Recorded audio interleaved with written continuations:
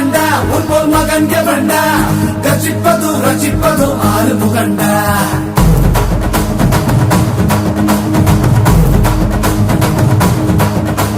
சிவன் மகண்டா உன்போல் மகன் எவண்டா கச்சிப்பது ரசிப்பது ஆறு முகண்டா அறுத்தவண்டா சூரன் உடல் இரண்டா பொங்கும் மலை சங்க தலை பதம் தொடுண்டா மகன் இரண்டா பச்சை மயில் வருண்டா சுத்தும் பிணை கொத்தி துணை அது தருண்டா இணைப்பதுண்டா என்னை அணைப்பதுண்டா சிதன் படி மித்தம் கொடி கிடப்பவண்டா